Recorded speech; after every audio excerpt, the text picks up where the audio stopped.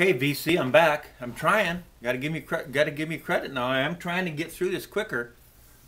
It's not working, is it? Well, okay.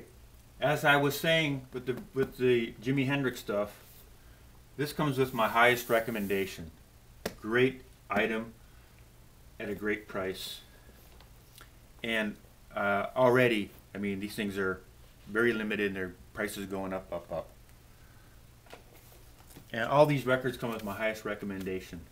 As far as all the older Jimi Hendrix stuff, the sound quality, these are way beyond. You know, I read about these in Stereophile, and they always said how great they sounded, and they are. And the music is so good on them too. It's so good. It's better than this, as far as I'm concerned.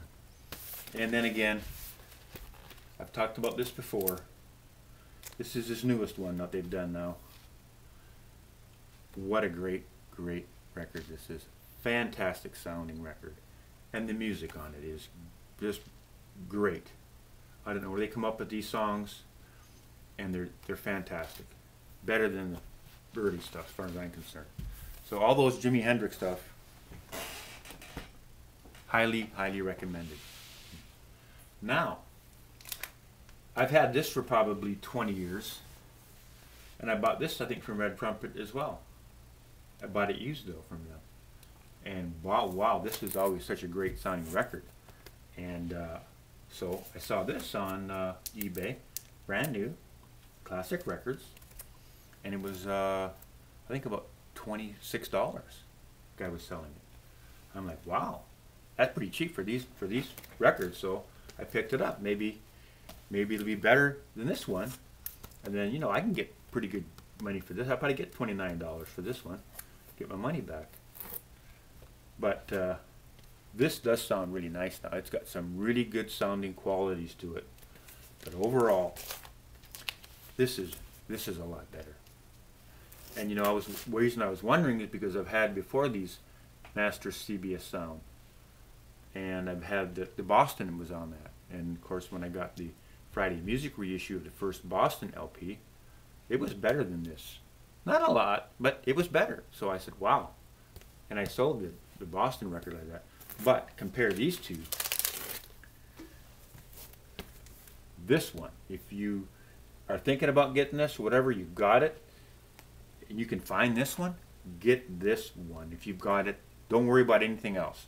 This is awesome compared to this. It's really big difference in some parts. Okay, up next we've got Jethro Tull Benefit, and this is the original on the Reprise label, Canadian issue, big thick, you know, cover in that. It's pretty nice. But I saw this, a reissue, and this is one of those record store day records that come out, limited edition of 3,000, and of course it's made by Reprise, Warner Brothers, and so. And you know, it's again, it's on that same label as the original came out on. But boy, oh boy, very nice sounding record. Warner Brothers again did a great job, and it sounds fantastic. They did a great job of it. Made in the United States. Great job. And then, after the Gold Rush, this is my original gatefold. Brown Reprise label. Looks like an original, but you know, you can kind of tell. It's not quite as thick as it should be. It's kind of got that little kind of a shiny quality to it. So it's most likely it's a second edition that I've had for years and years. And you know, Neil Young has redone all his records on this Neil Young ORS stuff. And boy, this is thick. This is a lot thicker than that second edition. Really thick covers. And again, it's on the same label basically. So you know, it's a kind of a first edition label they're going to put it on. But really nice, fantastic package it's in. And the sound is really good. Really good sound on it. Next one, Harvest. This is my record I have. Again, it's Canadian press. It's on the Steamboat, it's on the Brown Reprise. Same kind of thing. You know, it's a gatefold. And it's just seen a few plays. Got a little bit of wear on it. But all in all, it's, you know, it's a nice condition. But now they reissued that as well. And now this one is like new. I bought these used off eBay. I think I paid $30, but new, I think it's $45 to buy them new. And they said because they had above this cover, it was very expensive, and they tried to be very faithful to the original. And it's kind of like a, I mean, it's hard to explain it. It's like the cover's coming apart. It's real kind of fuzzy. And even the inner sleeve is done like that. It's real kind of fuzzy paper. And it's been, you know, it's got that aged look to it. But the sound on the records now. I had my youngest boy come up here, and he loves Neil Young. And I sat him down in the sweet spot on the couch the other night, and I said, now listen to this. And we put on the song, and he listened to it. And after I asked him, he said, it's unbelievable how awesome it sounds. It just was fantastic. So, if you're not sure about the Neil Young, the reissues that he's doing, yeah. It says on Music Direct, best sounding ever. Yeah, they really do sound very, very nice. And then the same guy, he was getting rid of, you know, said he was selling off his records, and he had this one, this U2 record. And obviously it's not one of my favorite records because I bought it and I still have it sealed. But you know, I used to have the CD to this. I listened to it in the car umpteen times. And this is a UK press on 180 gram vinyl. And it has this big, I mean, talk about a thick book for a 180 gram record, with big, thick book with lots of nice pictures in it. And nice photographs. Got the lyrics and all that in it. And it comes with a nice, this is supposed to be your inner sleeve here. Nice thick inner sleeve. But you know, we're not going to be using that cheesy stuff. Even the guy I bought the record from, he wasn't doing that. He had bought these VRP dishwasher inner sleeves, and it's what he's using for his stuff. So I kept it in that. That's good. That's the way I like to do it.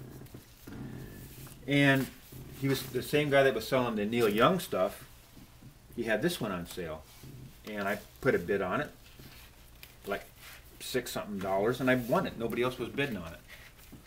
So of course, since I won the other two records, he only wanted like $1 more for shipping. So it's like $7 total cost of the record.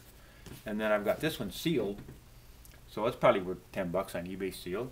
So hey, I'm making money buying records again. Who would have known? Now Genesis. It's all about the music. This is the best Genesis record by a long shot. A lot of the other ones have some good songs on them, and some of them really to me aren't that good. But this one is fabulous from beginning to end. Every song is great. I used to have, originally when I bought this record, when it first came out, I went and I bought the UK press. And here lately, was probably 15 years ago now at least, I bought this record here. This classic record's 200 gram. But I saw this one on eBay, and it was like $29. So, I mean, that's a good deal for this, so I just bought another one.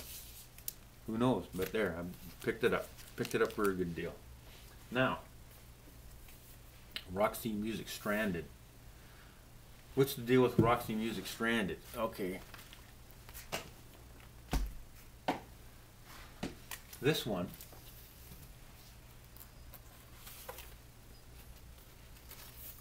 is on this island label here. And this is like 73 or 74 probably. Running out 74 they came out with that label, Island did. And then I have this one, which is on the pink rim. So this is obviously a first edition. And now I've had, I don't know how many different editions of this record. The one before this was in a Japanese copy, and it was on the red Polydor, which is obviously, it's either a third or fourth edition on the red Polydor. And I had a UK press, and of course I had a domestic press. When it first came out, I bought it. In '74 I bought it. And I believe it was on a red Polydor when I bought it new, originally. But, so I've gone through all those versions, and you know, the Japanese with the red Polydor label, that was so much better sounding than the UK press that I had. And I think that must have been a reissue, obviously, the UK too, because it was on a red Polydor. But the Japanese sounded better. And then I compared, because I just got this a while back, and I compared this to the red Polydor, and this one was better. And I sold the red Polydor label on eBay for $30. So I've got this one. Of course, the one that I had was pristine, had the OB. It was a beautiful, beautiful package. So now I've got this one. And then I just got this here last week on the pink rim on the Island. And boy, you know, Brian Ferry's voice comes through so much more lifelike and so much more clear. And of course, all the other music does as well. But it just has that breath of life that you cannot get unless it's a first edition. Boy, you know, I keep preaching the same thing, and I keep living the same thing too. If you can get that first edition, and you know, the reason that why I don't have all of them is because they're so expensive. But I saw this, and the vinyl, pristine vinyl, really. And look at the cover too. Everything's really nice about it, except it doesn't have that OB strip on it, and that's the only problem with it. Of course, it has a little bit of a ding corner, but still, it was $25. That is a good price for a first edition, and it's something like that. Because you know, I'm going to sell the other one for $25, so it doesn't cost me anything to get an upgrade. And that's what all this stuff is basically. It's all about the way I collect records, and if you're one of my subscribers, you know it's about upgrading the collection. That's where I'm at now. And sometimes I pick up a new record like this one, which I haven't had before. And of course I got it on the Japanese label. And it's a double LP, so wow, it's got a lot of the old Bond themes on it. You know, Goldfinger up to Moonraker and Nobody Does It Better. And it's got all kinds of great James Bond themes that, you know, back in the day, if you're an old fart like me, you know that the James Bond themes was always on the radio. Anytime that new Bond movie came out, that was always one of the top 10 hits on the radio. We played it all the time, and it was always great songs. So here's a great record for all those songs on it. And I know they're popular, because a lot of times on eBay I'll be looking at one, I'll say, yeah, I'll get it cheap. Nobody wants that old James Bond theme stuff. I can't hardly get them. They just bid the heck out of them. Well, I got it on this one. I got lucky in that, and I think maybe I paid a little bit. You know, I didn't want to try to get it for $6 or $10. I paid a little bit more. But I think I probably paid $11 or so. I can't remember. But I got it. I love it. That's a keeper there. And then I picked this up, and for I think $23. I've been watching it for a long time. This again too is one of them records that goes for $29, $30 all the time. And of course, you know, they're not making them anymore. And I put it on the turntable. I used to have one on the Canadian red vinyl, which is pretty rare, and I sold it back when I was cleaning out everything, because it's not one of those records I listen to a lot. But I needed to get it back, because it's a good one of the better Who records, and I listened to it. Sounds really, really nice. Sounds a lot better than the domestic press, that's for sure. And here's one I got for, I think it was $2. because you know it does have a couple good songs, even though it's kind of one of those mainstream kind of cheesy records. It's got a couple songs on it, Sailing, and what's the other ones? There's a couple of them on here.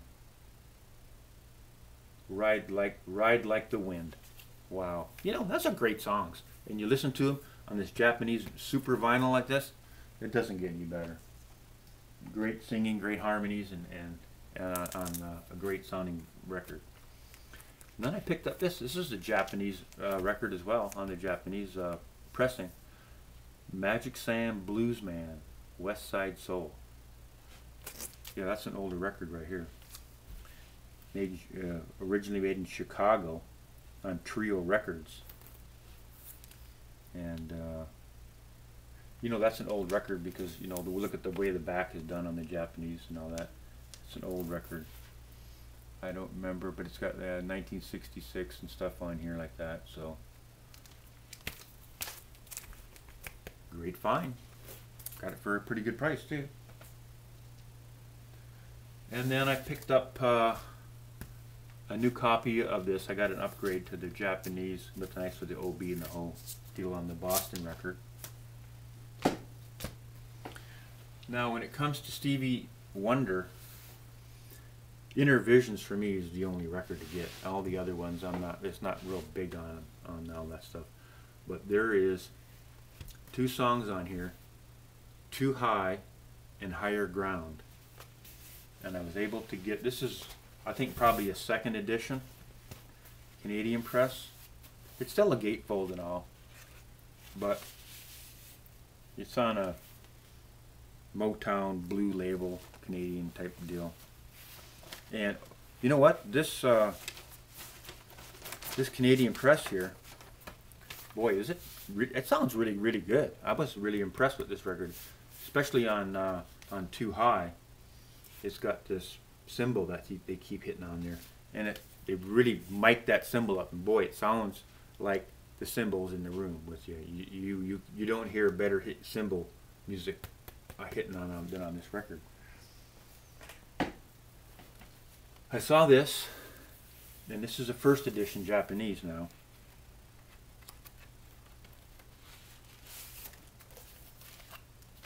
See on that Motown label, made in Japan. And really nice thick cover, and it's embossed. It's like a pebble cover, both on all the sides, and boy, on the inside is even embossed, the pebble on all the way around. And this, it has, of course, the 1st edition quality sound to it. It's better than that one the Canadian press that I have.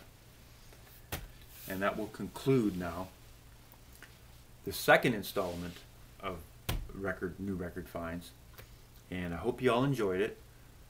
And it was probably better that it ended up in 2 versions. That way, you know, you can take more time to watch it. Thanks for watching, and here we go. Rock and Ronnie's up. Bye bye.